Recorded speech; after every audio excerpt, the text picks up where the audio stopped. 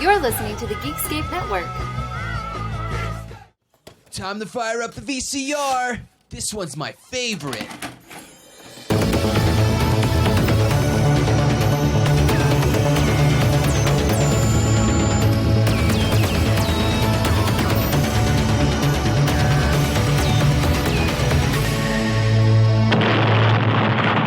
That was gold. Welcome to Analog Jones in the Temple of Film. I'm Steve. I'm Matt. And this is a VHS podcast that looks at the box art trailers behind the scenes. And we're on to the wackiest portion of the Aliens franchise. Matt, what did we watch for the fourth film? We're finishing out our Alien month with Alien Resurrection. On November 26th, what was dead Who are you? Ripley, Ellen, Lieutenant First Class. Ellen Ripley died 200 years ago. shall be reborn. What's going on here? What was destroyed He is breeding an alien species. will be resurrected. Wish you could understand what we're trying to do here. Now they brought it out of you. Not all the way out. You want to tell us what this is? It's a queen. She'll breed. You'll die. What is that?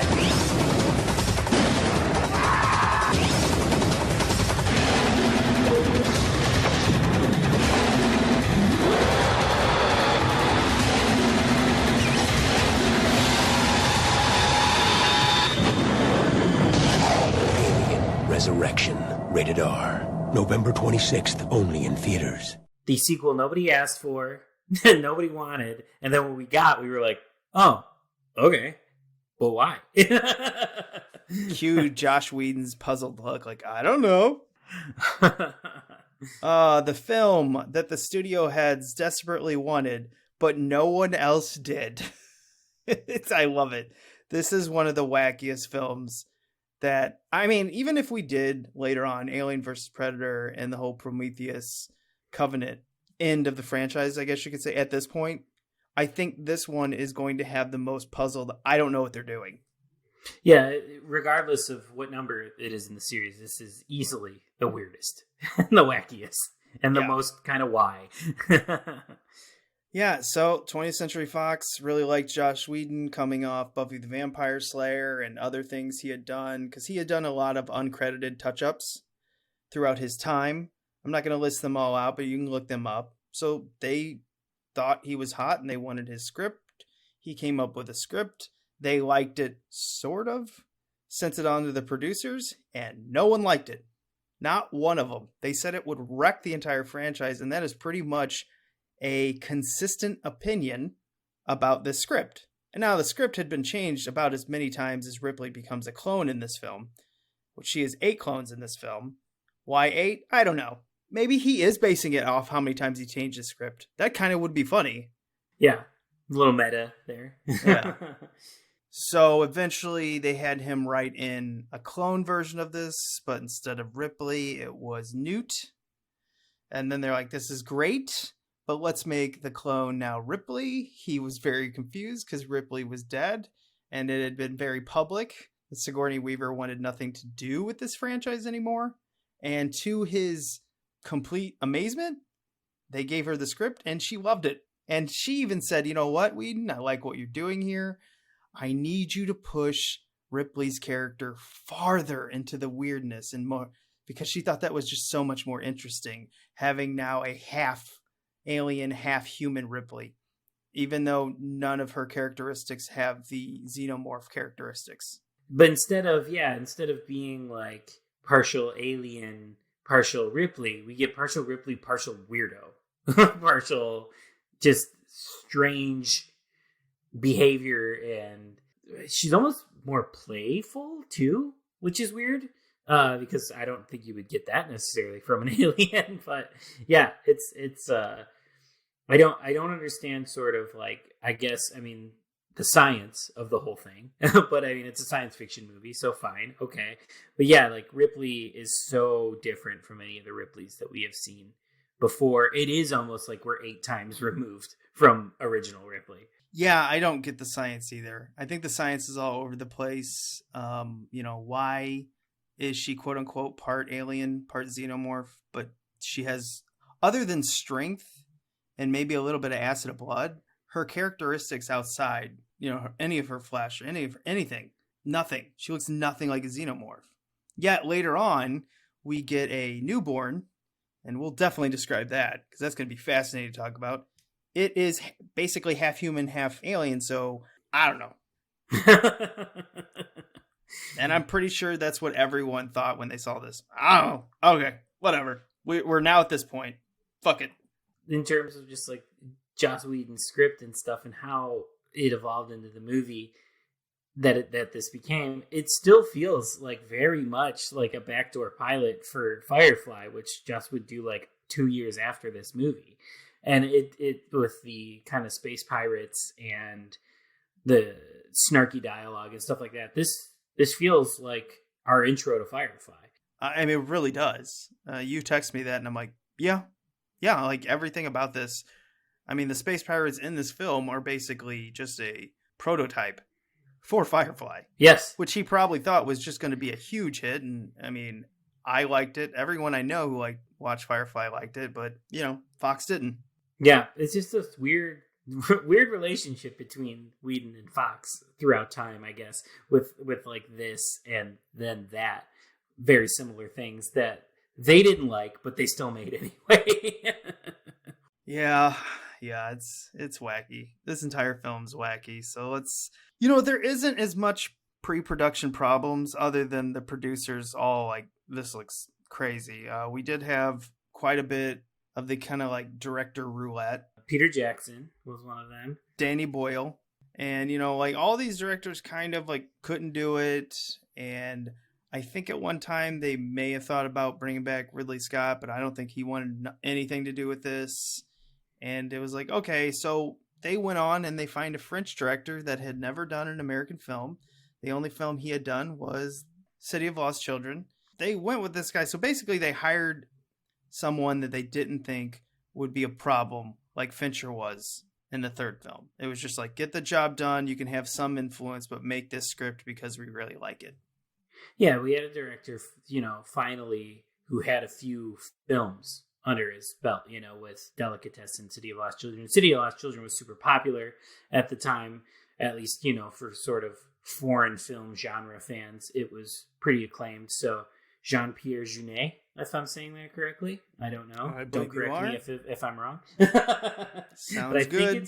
I think it's Jean-Pierre Jeunet, who would go on to do Annalee after this, which is hilarious. Yeah, just to bring in somebody who was a little bit more experienced, maybe safer. And this predated even kind of the French new wave of horror that would come a few years later. Yeah, and he's definitely got the 90s look with his camera movements, extreme close-ups everywhere. Wow. This movie's wacky. The movie's wet, too. And I say that probably about all of these movies. Like, Alien's wet, Aliens is wet, Alien 3 is wet, this is wet. But each one is a different wet. Depending on the time period it's from. This one, they may have went too far with the alien wetness. I think at one point, like it just got to the point where it was a joke. I feel like I would slip on this set if I was on this movie set. I feel like I would be slipping all around the place. Just a lawsuit waiting to happen. A lot of KY jelly, a lot of water, a lot of yuckiness. Yes. Yeah, and it's just weird seeing the City of Lost Children and then, kind of comparing it to this. It is shocking to me that they chose this guy to do an alien movie. I think his visuals are fantastic. And I think this movie has a lot of good visuals. This is not an alien director, in my opinion. That said, I'm kind of glad he did one because this shit's going to be fun to talk about. Yeah, I mean, it is. There's this weird disconnect where it's like, it is so visually kind of cool and interesting and weird, but yeah, it doesn't at the same time, it doesn't fit in, or almost feels like the director like kind of didn't want to be there, but also still brought it. Like there's this weird kind of disconnect there where it's not full on like, oh, this is a filmmaker is getting to do what they've always wanted to do and they're going all out and it's crazy. No, it feels kind of like stunted a little bit, but still, yeah, then you have like the crazy zoom-ins like you were talking about and the wet and some of the just weird stuff with the newborn. Like we have a director who has like a cool visual sense, but there is a vibe of sort of not necessarily belonging to the series. Yeah, I think that's a pretty good way to sum this up. The director never wanted to do an Alien film. Thought it was really odd that they asked him to do it, but then he's like, you know what? I want to work for a big studio film and I want to be proud of something. Yeah, and he did. He brought it. He's very proud of the film that he put out. And it is a well-crafted film, but at the same time, it's so weird that I don't think it's not a good Alien movie. Again, this is back-to-back films, in my opinion, where you're like, if it's not an Alien movie, I think this is fun. It's good for what it is. I don't think they know how to connect it to the first two and be distinctively visually different. Yes, perfectly said. That's exactly, I feel like, what I was trying to say. With like, that is how this one feels. This movie comes out, I don't even know. I know it was 96. So this comes out, November of 97. So we have a ton of big movies coming out in this portion of the 90s. I don't know why this was a November film. I'm assuming counter-programming off Thanksgiving. Yeah, we saw, I know that like Aliens versus Predator Requiem came out on Christmas Day. So I feel like they've experimented with this in this series. It's $70 million budget. This is the biggest budget, and you can tell because I believe this is like the peak of practical effects with miniatures and models. It's just amazing what they put on screen, from Starship Troopers to this to so many during this time period where they just hit the height of all this practical stuff. They just were so good at it. And the practical effects in this movie are absolutely amazing. Don't let that be understated at all. Like, this is a monster fest, and it's got all kinds of great practical work here. We even, like I mentioned it in last week's episode, we even see less CGI in this one than we did in the last one when it comes to the alien stuff. So we've just got practical city, and we've got all different kinds of aliens. We've got queens, we've got warriors, we've got whatever the fuck the newborn is, like, and the little cocoons they're making and things like that. Like, this is an effects heavy movie. This is a creature feature for sure. Yeah, and this might have some of the best production design of the franchise, which might like kind of startle people hearing me say that, but the attention to detail of what they wanted is incredible. And even though this complex is huge, I feel like this one I have more of a feeling of where we're at better than number 2 and number 3, which is weird to say because this is off 2 huge sets where I could see people getting lost in it, but I feel like I know where the characters are going the entire time. Like it's a linear map. Like we're going from here in the ship to this ship to get away and then to go to Earth. Like, I feel like I know where the characters are going in this. The problem with this movie so much is like, it doesn't actually add to the mythology. It just creates a bunch of weird shit that they wanted to see. Yeah, it sort of creates its own sandbox to play in, really, instead of, building on the franchise. But I agree with you 100%. I think that this one spatially is the first one since the original movie to kind of give me a visual map in my head. I agree with you 100%. Yeah, and I think the costumes are amazing. I already said the practical effects, the miniatures and everything, and the way they use CG, even though they don't use it a ton, they use it well to cover up stuff that they just can't do. And they didn't want to do, stop motion animation with the aliens. So, like when the aliens crawling into the like space pods at a certain point, yeah, it's CG, but it's far away. They know they're not as good with it. Now I do admit some of it where they're like crawling up the ladders, that CG looks awful because they're trying to do this like shiny CG. Yes. And it looks, I can't stand it. I do like the aliens when they're swimming. I think that was good. There's parts where they're running and you see all this like silvery shiny crap on them. Yuck. That was just a trend, I feel like, in the late 90s. Like the shiny CGI. Yeah. I hated it too. This movie may be weird, but I'm telling you right now, I'm going to say a lot of good stuff about this film, even though I don't actually really like it that much, but I do. I'm walking a tightrope here, and maybe I am talking out of both sides of my mouth, but there's so much good to like about this, but it's just so fucking weird for an Alien movie. Yeah, this is one of those ones that, like, when I saw it and when it first came out, I saw it as soon as, like, the VHS came out.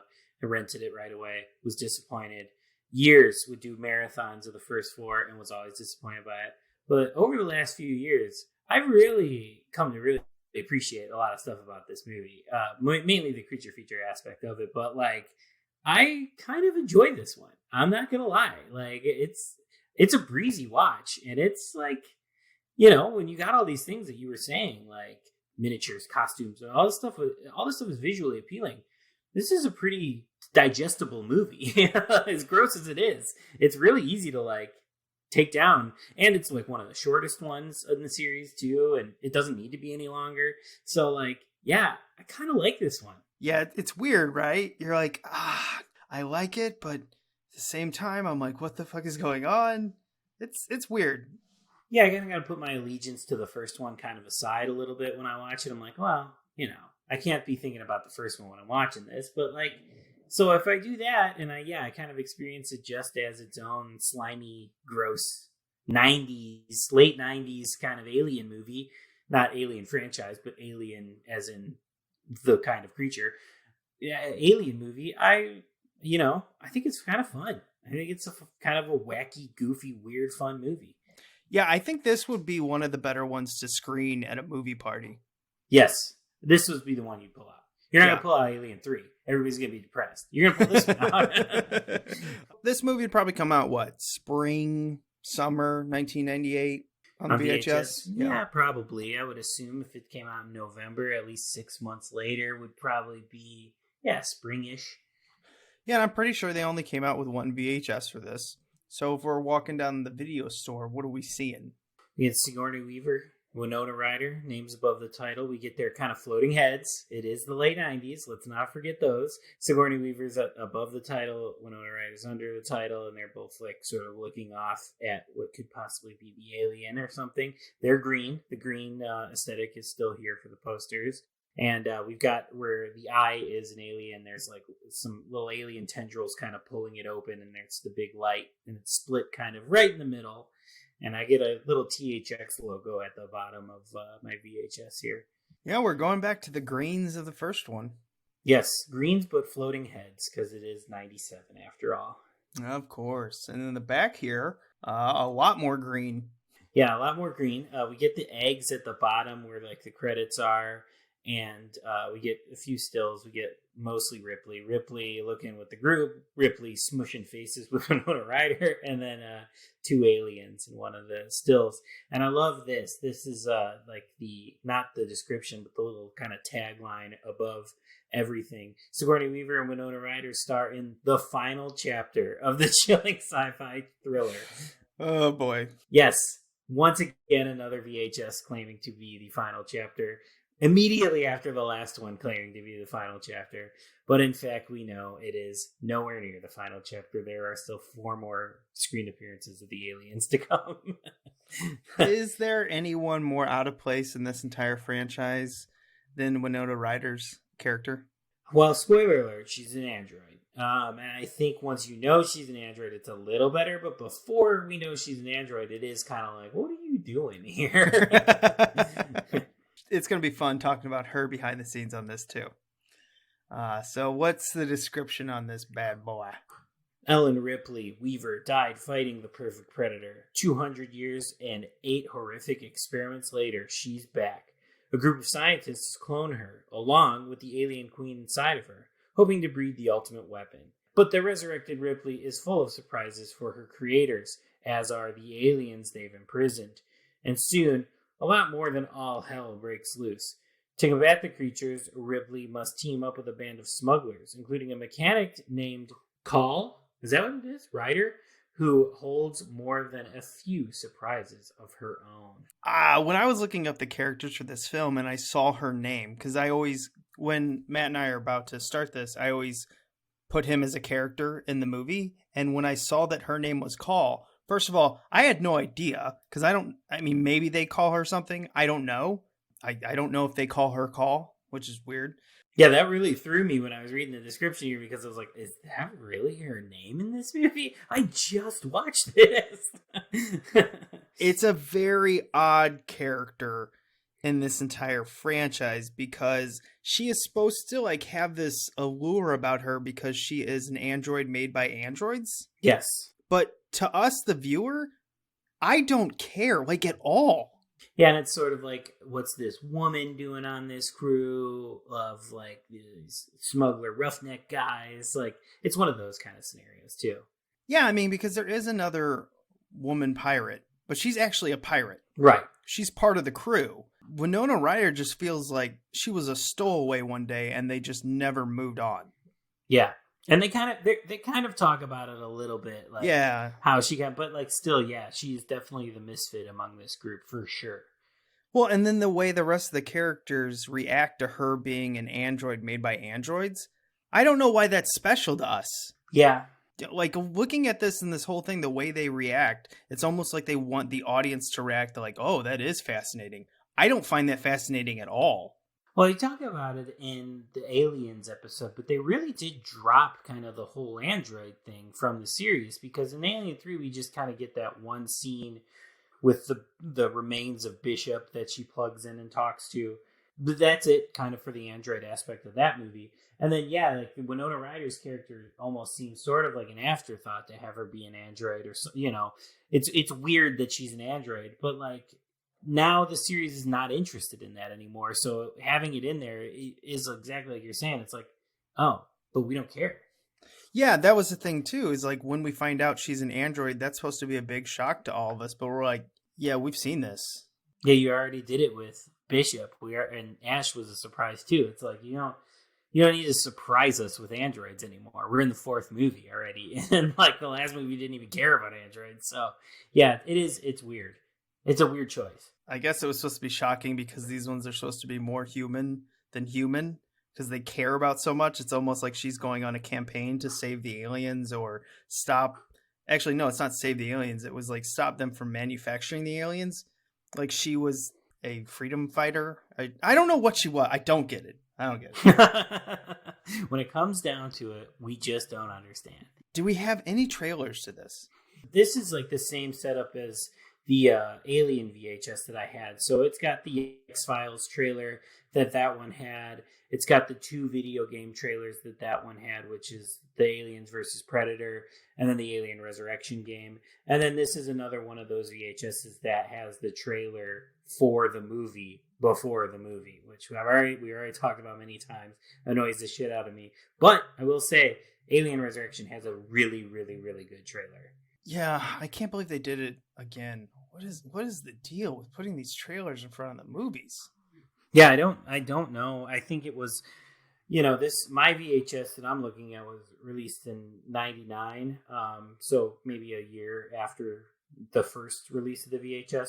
I'm wondering if it is just to combat DVD by having sort of the extra feature of the trailer or whatever before the movie. But put that shit after. Come on, guys. Who told you to put them before? Yeah, I just want to watch the movie. It's not that important to watch it before. And in fact, I just think it kind of could hurt. Yeah, as a kind of the nerd fan that I am, I love watching the trailers after the movie. Like, period. I'm not talking about like on VHS. It's just like in general. Like, if I'm watching a movie with a bunch of bonus features on the DVD, the first thing I go to after the movie's over is the trailer because I'm curious how they marketed the movie and stuff like that. That's just me as a fan. But like, it just makes more sense to me to have it after. Not before. All right, feature presentation time. And now, our feature presentation. We get Space Pirates, which is the first time Space Pirates has been part of this franchise. And they're going out, they're collecting people that are in stasis to sell them to the military to have aliens hatch inside of them. That's basically the story on this. The military's doing experiments.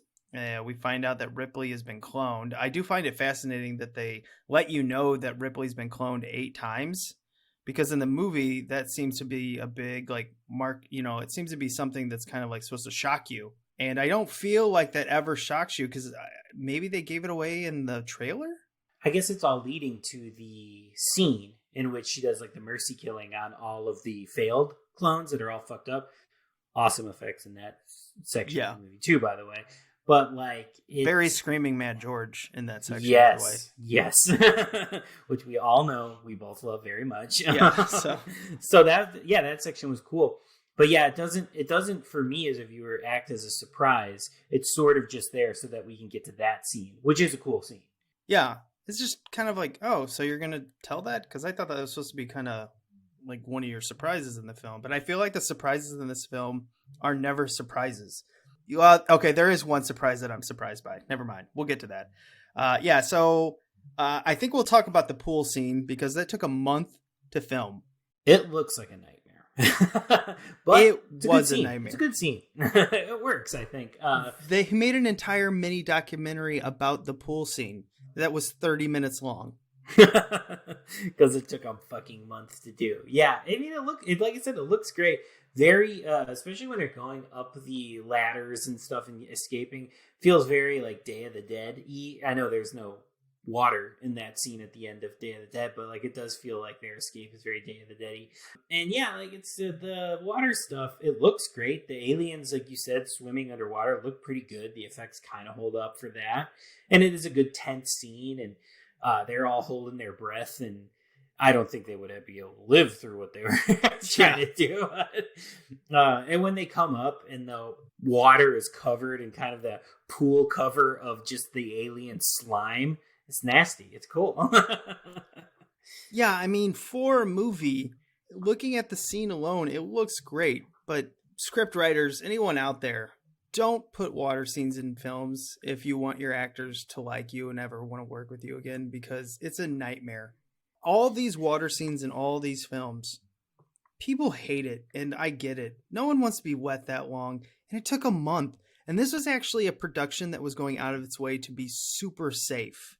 And I love how every actor in this said, oh, this was like some of the first stuff we ever did. We definitely bonded. But after this was done, we were kind of just exhausted. Water work will wear you out if you're climbing in and out of it all day. You're wet all day. 12 hours just being soaked all day. Like, yeah, it takes a lot out of you. And like, it is a tense scene, and it's a good scene, and it's a fun scene. But if you think about it, the water really doesn't add anything to the story necessarily. Like, we don't find out that the aliens have gills or anything like that. You know what I mean? Like, there's nothing that pushes ahead the story other than that it's kind of like an exciting scene. That's it. It's just visually looks cool, and we haven't seen the aliens in water. That's why they did it. And they probably regretted it afterwards because holy shit. But, you know, they finished it. Luckily, no one was hurt, which Ron Perlman made that a point of saying, like, it's a miracle that no one was hurt. I mean, because these are real stuntmen in suits underwater where they were racing to get them oxygen because they could only shoot so long without having oxygen pumped into the suit, which they had to squeeze through a hole in the neck to get to the actor to breathe. And the suits were filling up with water. Like, it was a nightmare. Just a complete fucking nightmare. Too much work for how much, you know, a 5-minute scene in the movie or 10-minute scene in the movie. Yeah, it's a lot. But, you know, they did it, and props to them. Yeah, and the designs of these suits are amazing. And the CG actually in the underwater parts are pretty good. I don't like the CG when they're outside of the water, but whatever. Yeah, it does. I agree. It holds up better. We were just talking about Ron Perlman, so let's talk about some. I had 3 people that I really love in this movie: Ron Perlman, Michael Wincott, and of course Brad Dourif. These 3 guys just get the movie they're in. They just understand what movie this is that they're making. Yeah, and Ron Perlman coming back to work with this director. And when he was working with the director in The Lost City of Children, he was the only non-speaking French actor and crew member. So he felt like a fish out of water, and he thinks that's why the director brought him in to do this, because he knew him and he could help him and kind of keep the crew just in case something happened. He's like, no, I've worked with this director. He knows what he's doing, that kind of thing. And plus, you know, Ron Perlman is just a very good actor. He is a well-spoken individual, which kind of like shocked me on the behind the scenes. Not that I should be shocked, because he's a good actor. He's acting as these characters, but he's not who I thought he was. He's like a really smart dude. like a really, really, like you said, well-spoken, smart guy. Yeah, and I just, because he doesn't play any character like that. No, he always plays like lunkheads. Yeah. So it's like fun to see him talk in these behind the scenes because, he is such an opposite of like, especially this character in this movie. Oh, yeah, he's just kind of like the bully amongst bullies, amongst his pirates. He's just says whatever the hell is on his mind, and he's short temper and the bad jokes. He'll love them, and he's just mean to other characters. Yeah, Michael Wincott, little surprised he died so quickly, considering he was coming off of The Crow and Robin Hood. But just like Robin Hood, his character dies like halfway in the film. But God, what a great voice! And he plays such a natural kind of captain leader to these guys too. He really embraces, or I guess is this movie's kind of Tom Skerritt, but he goes so early. Yeah, exactly. Yeah, and then Brad Dourif playing the doctor who was doing, cloning Ripley and studying the aliens, and he's just weirdly fascinated with the aliens. I don't know if he had a particularly good time on set because the movie took like 5-6 months to shoot. And I think they brought him back to reshoot the end when he's like talking to the newborn. I think that annoyed him. Maybe. I don't know. I mean, he's covered in fucking slime and fucking in a cocoon. I'd be pretty miserable too. Yeah, I don't know if he has anything bad to say about the film, but I don't particularly hear him saying anything about how he loved being on set. I mean, he's not even really in the behind the scenes that I watched. I just love his like beautiful butterfly kind of like moment he has in there. How fucking weird. What a weird fucking movie. I know. We're not even selling how utterly bizarre this movie is, I don't think, because like just so many decisions from scene to scene are just so strange. And yeah, I don't think we've hammered it home enough. Ripley is acting so weird in the movie the whole time. Well, and then the general, Dan Hedaya, like the hairiest man in Hollywood. Him and Robin Williams have quite a competition on that, but I think he's worse than Robin Williams. He's hamming it up. Wow. He always is playing this part perfectly. I can listen to this guy yell all day long. Oh, it's fantastic. And yeah, he plays a good general where he's just like, everyone get out. He doesn't even fuck around. He's like, get the fuck out of this ship. We're blowing this ship. And then he dies and just like is over the top in everything. Him and Brad Dourif and Ron Perlman really, I'm not saying the rest don't, but they're like on a different film compared to Winona Ryder and Sigourney Weaver sometimes. But Sigourney Weaver's also floating in and out of the same movie. Yes. Winona Ryder is on a different tone level than anyone else, I think. And that's why she's so weird. Is in like a drama. She's in like the rest of the cast, like all the dudes we mentioned are in like a campy creature movie. And yeah, like you said, Ripley, Sigourney Weaver, is kind of bobbing in and out. She's like playing the drama and like the selling sort of this dramatic connection she has between the alien queen and her. But then also she's got a lot of like one-liners, zippy quips where she's in this super campy movie too. Like she does bob in and out like a lot throughout this. But man, some of her funny one-liners are pretty good. Like when she's talking about being dead and stuff like that. Like when they're like, oh, what happened last time you faced off against these things? She's like, I died. Like, so she's got some good, funny one-liners. You can tell this is probably the most fun she's had doing an alien movie in a long time. And they brought up that she didn't want to travel to do this, so they kept it in LA, even though she lives in New York. And I think at this point in time, she has a daughter, she has a family, and wanted to at least be in the US. So they kept everything on set inside LA. This was all done in LA, which I think is the first film that did that. The other sets, the other production time was just so hard on the crew from the first, the second to the third one. And she said, after the third one, I want the easiest time doing this movie. And then of course they do the pool scene and they're all like, oh my God.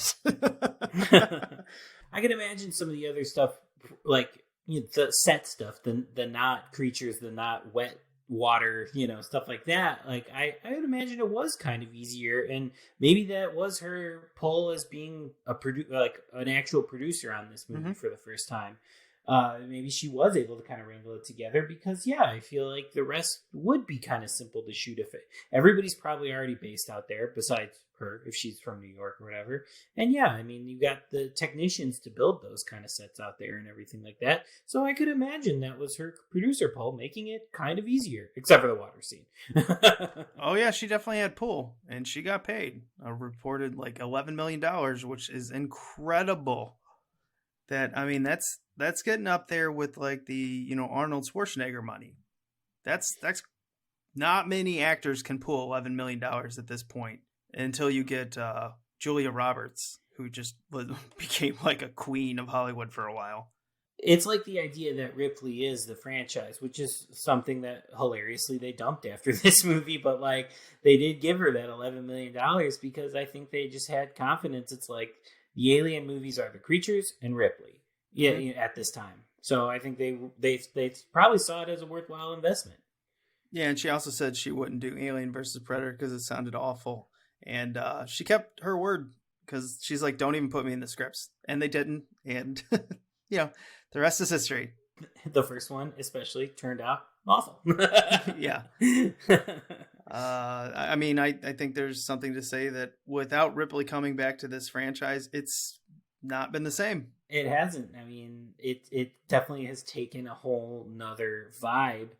And I was kind of excited to see when they were talking about maybe bringing her back with the potential of like an Aliens follow-up for the next one in the series. But I don't think it's going to happen. I don't think she'll be back. I think this was it.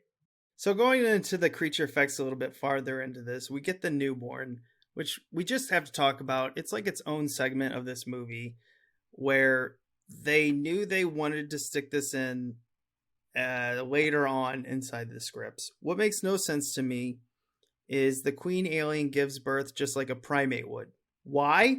I don't know. I just think it's a cool visual that they just said, we got to do this. Yeah, it's grosser. It's slimier, it's stickier. Instead of just having to pop out of an egg. Let's have her let's give her a full like birth scene and have it rip her open. And out comes this pale, goofy looking, but also disgusting looking newborn alien thing. Why does it kill its mom right away? Don't know. It doesn't matter.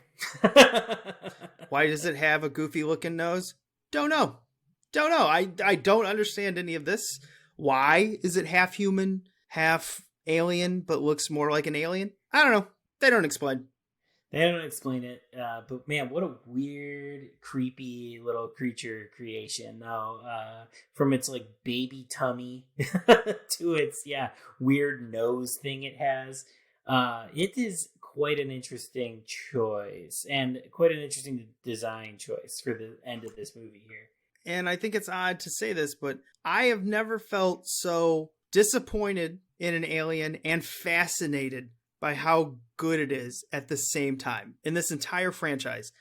It fascinates me how complex this creature effect is with its animatronics and everything inside of it it wasn't in the movie, but it was genitalia connected to it, both male and female, like combined, which again would make no sense to me if you're going half human, because we know there's a queen and drones. So we assume the aliens that are based off of us coming out of our bodies are either male or female. And we assume there's just one because it's like bees. So why would there be both genitalia on it?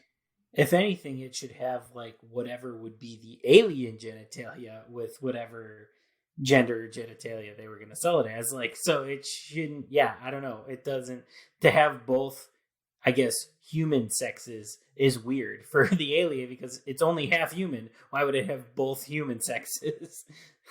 Yeah, and they never explain why an alien coming out of a cloned body of Ripley would even have the ability. I guess what they're saying, I assume, is that the queen alien's DNA mixed with us. But what about all the other eggs that she hatched? Why aren't they mixed? The science in this is just so fucking out in left field. And we are debating what's going on with this alien whose only purpose serves only purpose to have its guts sucked out of its asshole by the end of the movie anyway. Now, see, like, everything in this movie is bizarre. But I think that this movie, if it doesn't have this whole newborn in here, and it's just them fighting the aliens, you know, we wouldn't be talking about this in the same weird way. It would be weird, but it's not over the edge. This puts it over the edge. This is the part where I think most fans said, you know, I think I'm done with this franchise.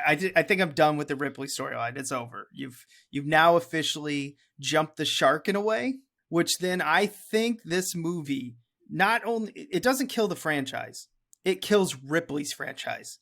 Done. Bye. Yeah, it does. It absolutely does. And I think too, it is the thing that takes it from just being tonally weird to like French weird. You know what I mean? Like it's this newborn thing is a very like French horror concept, I feel like. Yeah, and the genitalia in this newborn is the point where even French extremist fans were like, yeah, I think you went too far. It makes me uncomfortable, and I don't know why. Like I feel like that's like a lot of people were saying.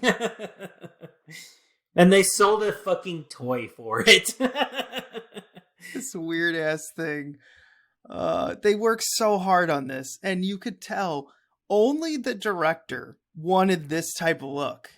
I mean, they went with it and created all this, but really they thought they were just going to do a hybrid.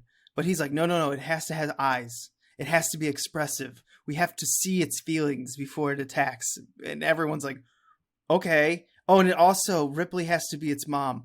But why? That doesn't make any sense. This newborn would not come out of its queen alien and know that it's human. It doesn't know anything. That's what happens when something's born. They have to figure it out. And usually their mother teaches them. And also Ripley too has like this connection with this thing, but it's like our Ripley killed herself to get rid of this alien, and now she's up snuggling up against one here. Yeah, it is. But I guess it's the clone effect, so I don't know. Oh yeah, we didn't even mention that she has like a telepathic link with the queen alien. Yes, she does. Because I guess that's what happens when you get cloned too. Should we talk about the chestburster, like the guy who's running around, the 90s actor, I always call him. He's a character actor from the 90s and still. Like, where he's just running around. She has that entire dialogue where she explains what the government, you know, what the military is doing to him. They've put something in your chest that will explode out of your chest and you will be dead. And it's just like, bye. Yeah, Leland Orser, he's in this. Yeah. He's just like basically spends the movie in a sweaty panic as he is waiting to explode because Ripley's like, oh yeah, you're dead. You're just a walking time bomb. And he's just walking through the movie being like, okay. Yeah, and this guy's got all these credits from Very Bad Things and a lot of other stuff where I've seen him. But I will never not see him except in this role. Like every character he plays, I immediately think back to this character. Sweating, panicking, and worrying about a chest burster. Because, yeah, that's how I picture him, too. Always nervous. Yeah, and like, you can't escape this. I know you're in the Taken franchise. Doesn't matter, buddy. You're forever this character. Forever. I guess that means you did a really good job. I don't know. We're talking about it. Yeah. And this is coming from someone who loves Very Bad Things, so.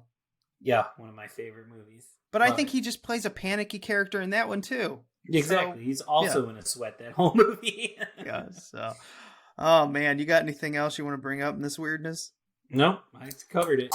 I had to bring up the asshole sucking, so. You got it. You nailed it. You sucked it right into the review. Yeah, and you did mention this. I can't believe this movie has toys. Yeah, of course, this, in the 90s, had to have an action figure franchise. Now, this is separate from the Alien series from Kenner that we saw that covered kind of the first 3 movies in the comics and the games and all that stuff. Alien Resurrection gets its own toy line, which includes sort of all the aliens in it, of course the newborn, and then like all of our human characters too, or a handful of our human characters. They're still making toys of it today. I saw that NECA put out a Newborn and Ripley set as well. So people are still making Alien Resurrection toys. No, NECA. What did you do? Oh, man. Yeah, I don't remember the toy line in this. This is way past my toy collecting days or toy playing days. I've never been a toy collector, really. It just shocks me. It shocks me that you said, oh, there's a Newborn for this. And I assumed it was NECA now. Like, no. Originally, they came out with that. I'm like, oh, my. Of course, right? Of course they did. I wouldn't be surprised if NECA puts out a Queen Alien having the Newborn one day. Oh, like, my God. I could see you're it. So right. Look, and the Queen Alien's head burst off. Isn't it fun? Guess what you're getting for Christmas of 2023? It's coming. I've said it. Okay, that'll end it on this. Let's go on to the museum.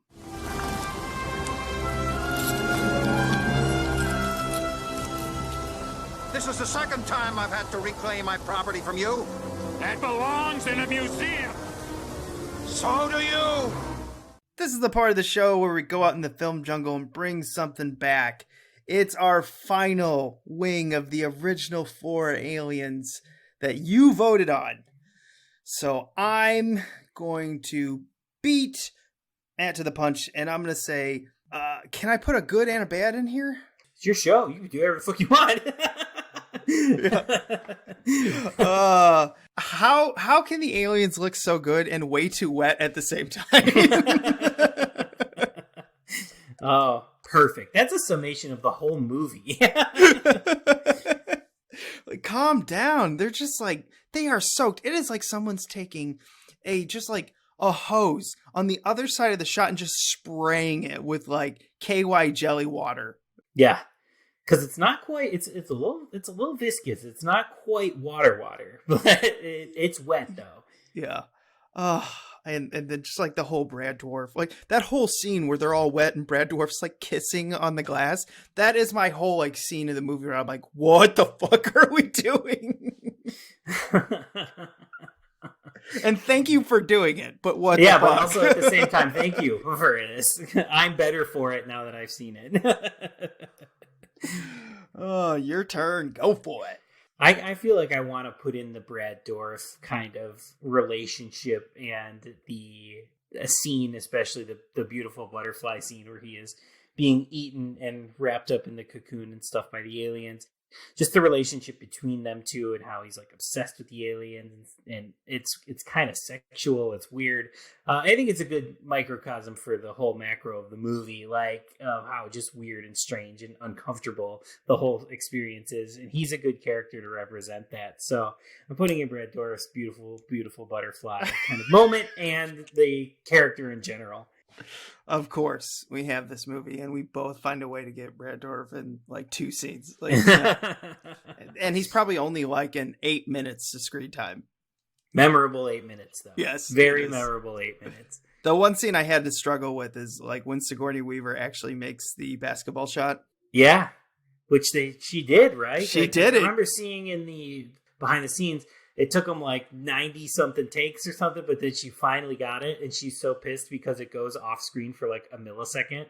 It goes above the frame. I guess the whole story was like before they were making the shot, she was in the walkthrough. She kept doing it, kept missing because she kept practicing this shot before the movie started, but it was from the free throw line. And basically she had to keep walking away and it was beyond the 3-point line, which is a lot farther. And so she missed and they did hundreds of like practice takes. Everyone was exhausted, and finally they're like, you know what, go ahead, take the shot. We're gonna put together a machine. It's going to make it into the basket. We're gonna use CG, whatever it was. And she's like, oh damn it. And she was defeated because she had practiced this, and they're like, okay, so we're gonna get a couple shots from different angles and all this stuff, and just throw it up, it doesn't really matter. And Ron Perlman kind of almost ruined the shot because he broke character, because she just walks away, throws it up, and makes a swoosh. Doesn't even hit the rim. it swooshes in there and he just explodes like, oh my God. And then you can hear everyone from behind and you hear someone go, shh, we gotta finish the shot. But it didn't matter. By then, they had to cut away so fast right after it swooshes because Ron just turns around with a huge grin on his face and just yells in excitement. He's like, I couldn't believe it. I broke character. Like, I was no longer that character. I became Ron, and Ron was happy. And I do think in the movie, like, yeah, it is unfortunate that it pops out of frame a little bit, but, like, I think it looks like she makes it. I think it looks real, so I think it's sold really well. Yeah, I mean, she did make it, and they prove it. They have the raw footage, and they show it, because it's, like, you can tell everyone's so happy for her, and she's very proud. And, just an exhausting day of shooting, they said, but they got it. They got it. Yeah, so that'll end it for our Alien franchise that you all voted on. I hope you're happy with what we said. I'm glad we did it. I thought I had a lot of fun with this. Me too. I go through the series pretty regularly because I do love kind of the movies just in general. Like each one represents something different for me, but like I do enjoy the series, and I was really happy to go through it again and talk about it. And you know, I talk a little shit about Aliens. I really build up Alien 3 because it's one I really like a lot. But it's overall, it's just a series that I like, kind of all the movies for different reasons. I have really come around to this one.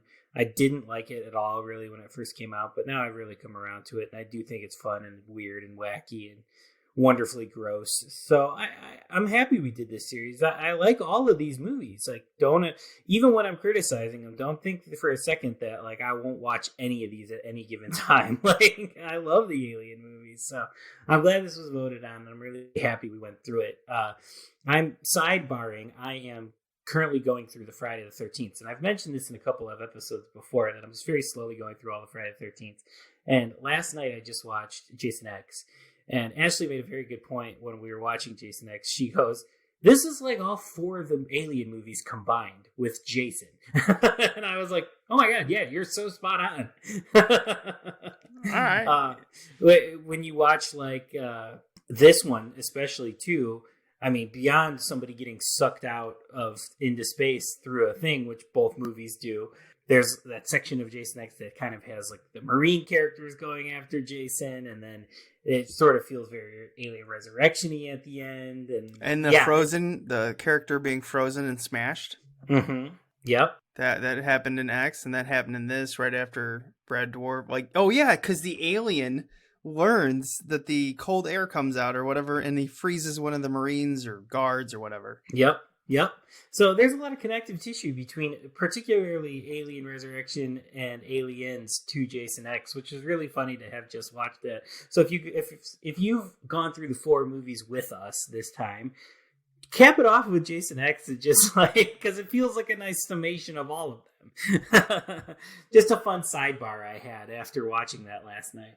That is pretty funny. That actually would be one of the Jasons I would also screen, because I find it to be one of the most enjoyable, because it's just like, what the fuck are we doing?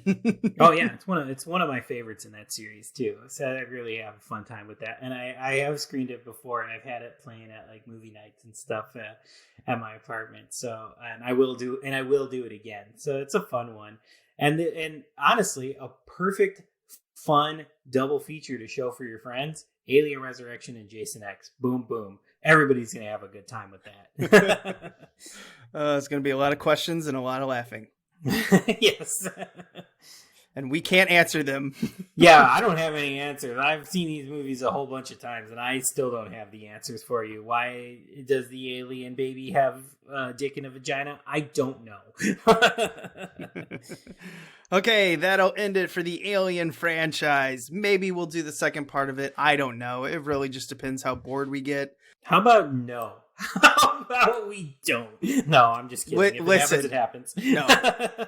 We did the Amityville second part. I don't think we can find a franchise worse for fans to get excited about. What, you know what I mean? Like, no one was just like, oh God, please finish the Amityville horror franchise. Except for me. Yeah. I don't think anyone would be excited about us doing Prometheus or a Covenant. I feel like so many people put that out of their mind. I don't even hear them talk about it much. No, the Alien movies, you either talk about the 4 or you talk about the verses. And when you're talking about the verses, you're usually talking shit. And when you're talking about the 4, you're talking about the 4. Prometheus and Covenant never come into question. No one's just like, oh man, I really like... No. And who knows? Maybe someday we will. But for now, this is the Alien franchise you guys wanted to see us do. So we did this one. All right, that'll end it. So remember to be kind. And rewind.